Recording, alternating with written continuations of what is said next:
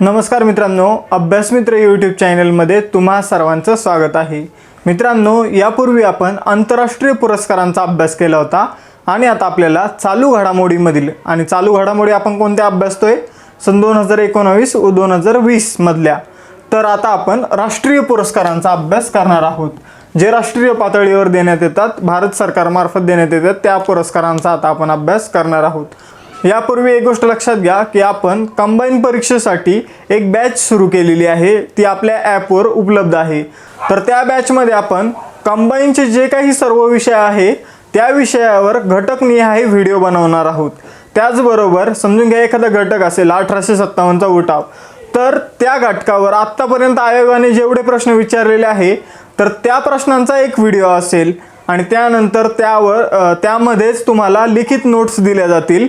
त्याचबरोबर त्यावर एक टेस्टसुद्धा त्या कोर्समध्ये उपलब्ध करून दिली जाईल आणि असं करून प्रत्येक घटक जो आहे प्रत्येक विषयातील तो कव्हर केला जाईल। तर अशा प्रकारचा आपण एक कोर्स सुरू केलेला आहे। तर मित्रांनो, हा जो कोर्स आहे हा गरीबातील गरीब विद्यार्थी लक्षात घेऊन बनवलेला आहे आणि त्यामध्ये प्लसमध्ये तुम्हाला पाठ्यपुस्तक आणि NCERT यांच्यावर देखील व्हिडिओ आम्ही देणार आहोत। आणि आता चला तर मित्रांनो, सुरुवात करूया आजच्या आपल्या लेक्चरला। तर राष्ट्रीय पुरस्कारामधील पहिला पुरस्कार आपण अभ्यासणार आहोत, तो म्हणजे ज्ञानपीठ पुरस्कार। तर ज्ञानपीठ पुरस्कार हा 1965 पासून देण्यात येतो आणि जे टाइम्स ऑफ इंडियाचे जे शांतीप्रसाद जैन आहे यांनी तो सुरू केलेला आहे। हा पुरस्कार द टाइम्स ऑफ इंडियाचा आहे, ही गोष्ट लक्षात ठेवा। आणि भारतातील साहित्य क्षेत्रातील सर्वोच्च पुरस्कार कोणता असेल तर तो ज्ञानपीठ पुरस्कार आहे।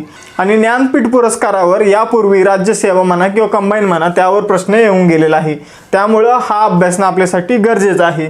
त्याचबरोबर हा पुरस्कार कोणाला दिला जातो तर एखाद्या लेखकाच्या, म्हणजे एखादा व्यक्ती असेल त्याने त्याच्या जीवनात साहित्यविषयक जे कार्य केलेलं असेल, म्हणजे साहित्यिकाच्या एकूण कार्यासाठी हा पुरस्कार देण्यात येतो। त्याचबरोबर हा जो पुरस्कार आहे हा मरणोत्तर देण्यात येत नाही, ही गोष्ट लक्षात घ्या।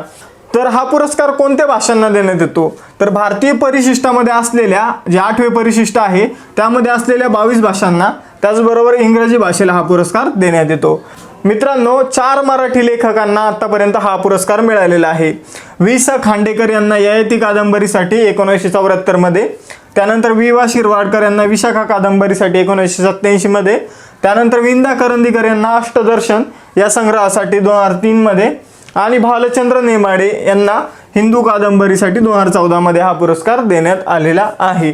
आता 2019 मध्ये हा पुरस्कार कोणाला दिला गेला, अजून एक गोष्ट लक्षात घ्या, जे राष्ट्रीय पुरस्कार आहे ते 2020 मध्ये देण्यात आलेले नाही, बरेचसे पुरस्कार देण्यात आलेले नाही, ही गोष्ट लक्षात घ्या। पद्म पुरस्कार फक्त देण्यात आलेला आहे। तर 2019 मध्ये हा पुरस्कार कोणाला देण्यात आला होता तर अक्कीथम नंबूथिरी यांना हा पुरस्कार देण्यात आलेला होता। आणि हे अशा प्रकारचे लेखक आहे की जे कविता करतात, नाटक लिहितात, निबंध करतात, भाषांतर करतात, त्याचबरोबर बालसाहित्यावर लेखन करतात आणि लघुगाथा लिहितात।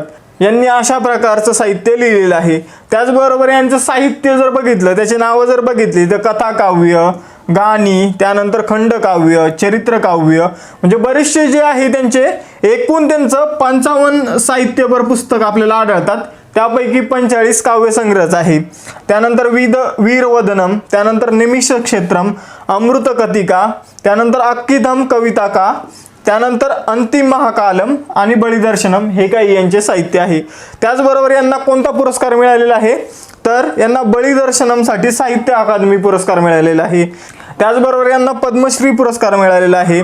त्याचबरोबर यांना केरळ सरकार जो सर्वोच्च साहित्याचा पुरस्कार देते तो एजुथाचन हा पुरस्कार मिळालेला आहे। त्याचबरोबर अरिकल अक्कीथम हा लघुपट सुद्धा तयार करण्यात आलेला आहे। तर मित्रांनो, ज्ञानपीठ पुरस्काराविषयी तुम्हाला 2019चे पुरस्कार विजेते अक्कीथम नंबूथिरी यांच्याविषयी लक्षात ठेवायचे आहे। त्यानंतर दादासाहेब फाळके पुरस्कार। दादासाहेब फाळके पुरस्कार आपल्यासाठी महत्त्वाचा आहे, कारण याची सुरुवात झाली होती 1969 मध्ये आणि 2019 मध्ये याला 50 वर्ष पूर्ण झाली। अजून एक गोष्ट, हा 2020 मध्ये देण्यात आलेला नाही, त्यामुळे 2019 मध्ये जो देण्यात आलेला होता तो 50वा पुरस्कार होता। त्यामुळं ज्या अशा गोष्टी असतात की 25वी, 50वी, 100वी त्या अतिशय महत्त्वाच्या असतात आणि त्या परीक्षेमध्ये विचारल्या जातात। त्यामुळं दादासाहेब फाळके पुरस्काराविषयी अभ्यासणं आपल्याला यावर्षी गरजेचं आहे. भारत सरकारचं जे माहिती व प्रसारण मंत्रालय आहे तो हा पुरस्कार 1969 पासून देत आहे. मित्रांनो, 50वा जो आपला दादासाहेब फाळके पुरस्कार आहे तो कोणाला मिळालेला आहे, तर सर्वांचे लाडके अमिताभ बच्चन यांना हा पुरस्कार मिळालेला आहे. अमिताभ या शब्दाचा अर्थ आपण लक्षात घेऊ, न संपणारा प्रकाश. या शब्दाचा अर्थ काय, न संपणारा प्रकाश. आता अमिताभ बच्चन यांचे चित्रपट तर सर्वांनाच माहिती, मग आपल्याला यांच्याविषयी काय अभ्यासायचं आहे, आपल्याला यांच्याविषयी थोडा स्मार्ट अभ्यास करायचा आहे. जसं की यांनी गाणं कोणत्या चित्रपटात म्हणलं, तर नटवरलाल, नसीब, लावारिस, त्यानंतर खुदा गवाह, त्याचबरोबर बागबान या चित्रपटामध्ये त्यांनी गाणं म्हटलेलं आहे. त्यानंतर अजून एक गोष्ट, त्यांचे हिंदी चित्रपट सर्वांना माहिती, पण इंग्रजी चित्रपट कोणते, तर द लास्ट लायर, त्यानंतर द ग्रेट गॅट्सबे, तर हे त्यांचे इंग्रजी चित्रपट आहे. त्यानंतर यांना पुरस्कार कोणते मिळालेले, तर ते पद्म पुरस्कार आहे. पद्मश्री, पद्मभूषण आणि पद्मविभूषण हे सर्व पद्म पुरस्कार यांना मिळालेले आहे. त्यानंतर यांना अफगाणिस्तानचा सर्वोच्च जो पुरस्कार आहे ऑर्डर ऑफ अफगाणिस्तान हा मिळालेला आहे. त्यानंतर यांना फ्रान्सचा the Knight of the Legion of Honour हा पुरस्कार मिळालेला आहे. त्याचबरोबर यांना 4 राष्ट्रीय पुरस्कार मिळालेले.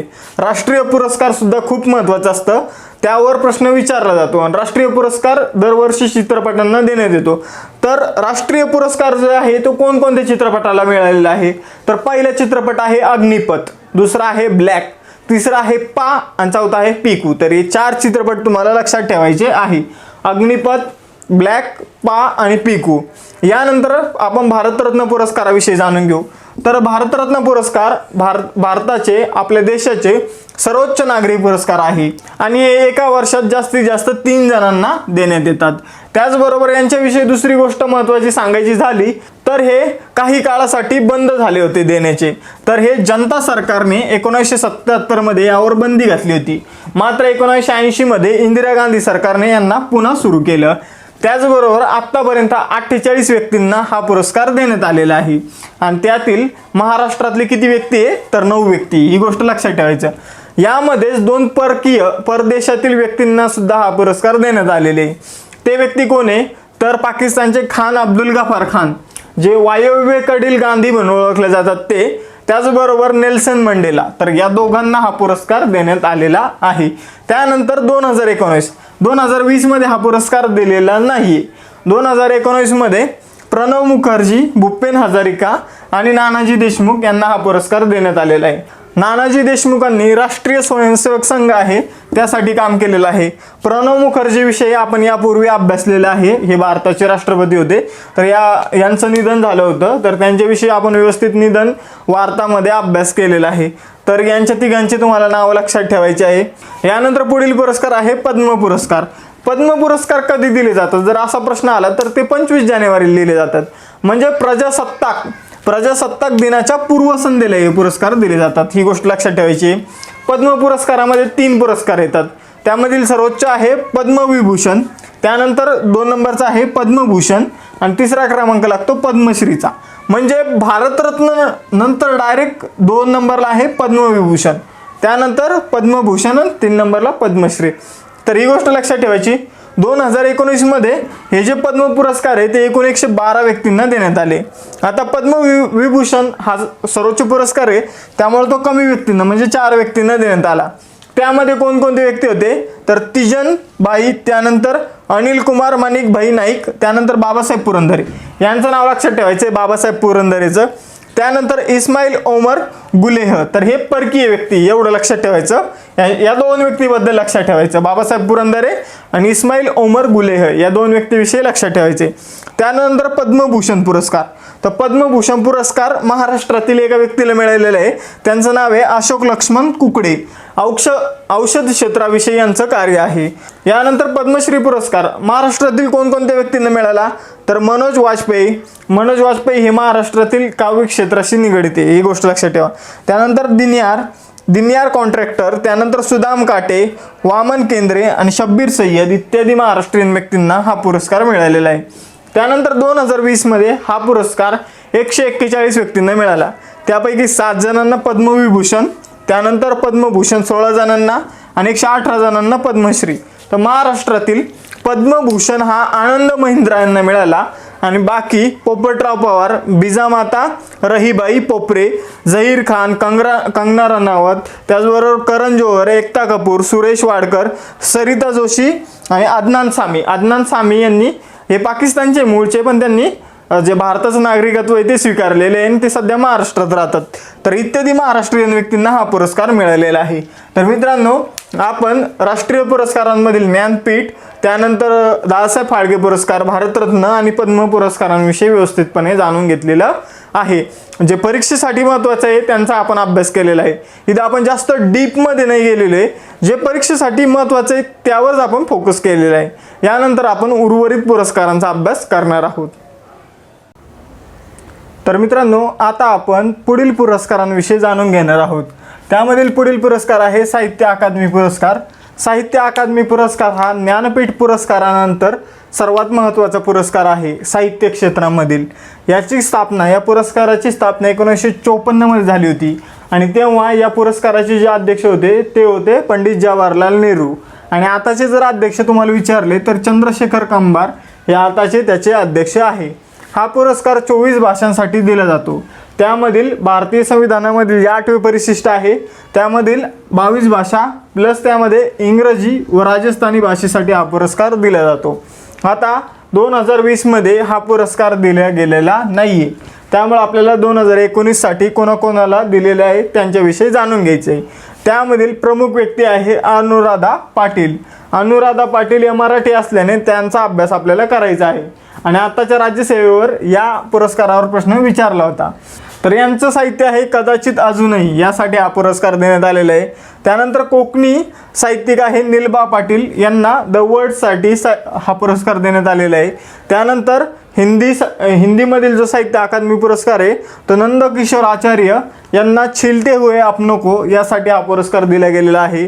त्यानंतर इंग्रजीसाठी शशी थरूर, जे काँग्रेसचे आपल्याला माहिती आहे मोठे नेते आहे, त्यांना ॲन इरा ऑफ डार्कनेस यासाठी हा पुरस्कार देण्यात आलेला आहे. त्यानंतर बंगाली जो पुरस्कार आहे तो चिन्मय गुहा यांना देण्यात आलेला आहे, घुमर दर्जा थेले यासाठी. तर मित्रांनो, मराठी कोण आहे इथं? अनुराधा पाटील. मग त्यांचं साहित्य काय आहे ते आपल्याला अभ्यासणं गरजेचं आहे. तर त्यांचं दिंगत, तरीही, दिवसेंदिवस, वाळूच्या पात्रात, त्याचबरोबर मांडलेला खेळ, दरहसल, अनुराधा पाटील रिटाळवी या मराठी कविता ज्या आहेत त्या अनुराधा पाटील यांच्या आहेत. यामधील काही जे आहे ते कथासंग्रह आहे, काही कविता संग्रह आहे.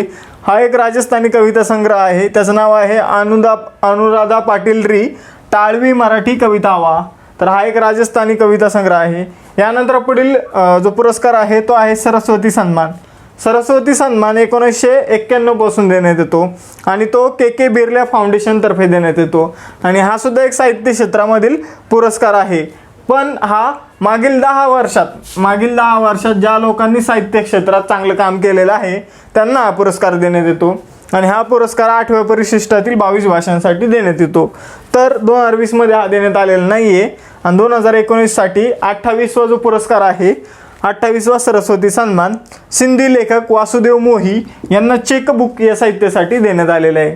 त्यानंतर आता आपल्याला इतर जे पुरस्कार आहे त्यांच्याविषयी तो कोणता पुरस्कार आहे आणि 2019 मध्ये किंवा 2020 मध्ये तो कोणाला देण्यात आलेला आहे एवढंच लक्षात ठेवायचं.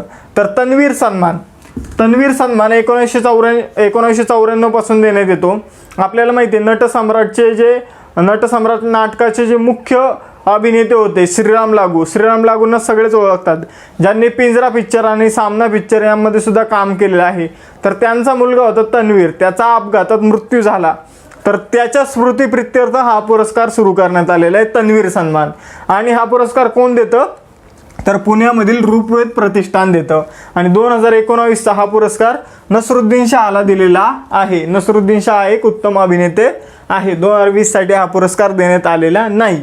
त्यानंतर पुढील पुरस्कार आहे व्यास सन्मान. हा सुद्धा 1991 पासून के बिर्ला फाउंडेशन तर्फे देण्यात येतो आणि हा जो पुरस्कार आहे तो 2019 मधला 29वा पुरस्कार होता. तो नसीरा शर्मा यांना कागज की नाव यासाठी देण्यात आलेला आहे. त्यानंतर इंदिरा गांधी राष्ट्रीय एकात्मता पुरस्कार याची स्थापना 1985ला झाली, मात्र हा पुरस्काराची जी सुरुवात आहे ती 1987ला झाली आणि 2018 मध्ये हा जो पुरस्कार आहे पर्यावरणवादी चंडीप्रसाद भट यांना देण्यात आलेला आहे. तर यांनी चिपको आंदोलन सुरू केलं होतं. म्हणजे जे लोक झाडं तोडायला लागतील तेव्हा झाडाला काय करायचं, आलिंगन द्यायचं, म्हणजे काय करायचं, चिपकायचं. तर ते आंदोलन चंडीप्रसाद भट यांनी सुरू केलं होतं आणि यांना शेवटचा 2018 मध्ये देण्यात आलेला आहे. त्यानंतर हा पुरस्कार दिला गेलेला नाही. त्याचप्रमाणे राजीव गांधी राष्ट्रीय सद्भावना पुरस्कार, तर हा गांधीजीचे जे वंशज आहे गोपाळ कृष्ण गांधी त्यांना देण्यात आलेला आहे आणि हा 24वा होता आणि हा 2018 मध्ये शेवटचा देण्यात आलेला आहे. त्यानंतर एक आंतरराष्ट्रीय पुरस्कार आहे जो आंतरराष्ट्रीय व्यक्तींना दिला जातो. तर त्याचं नाव आहे डॉक्टर कलाम स्मृती आंतरराष्ट्रीय उत्कृष्टता पुरस्कार आणि हा पुरस्कार पहिला जो पुरस्कार होता तो 2016 मध्ये देण्यात आला होता. तो मालदीवचे त्यावेळेचे राष्ट्राध्यक्ष अब्दुल्ला यामिनी यांना दिला गेला होता आणि आता म्हणजे 2019 मध्ये लेटेस्ट तर तो 4था पुरस्कार होता जो बांगलादेशच्या शेख हसीना वाजेद यांना देण्यात आला होता. तर मित्रांनो, आपण अशा प्रकारे जे राष्ट्रीय पुरस्कार आहे त्यांचा व्यवस्थितपणे अभ्यास केलेला आहे. व्हिडिओ लेक्चर आवडला असेल तर लाईक, शेअर आणि सबस्क्राईब करा आणि आपला अभ्यास मित्राचा ॲपसुद्धा डाउनलोड करा. त्यामधील जो आपला कोर्स आहे तो परचेस करा. त्यामध्ये सुद्धा तुम्हाला विविध गोष्टी बघायला मिळतील. तर धन्यवाद मित्रांनो.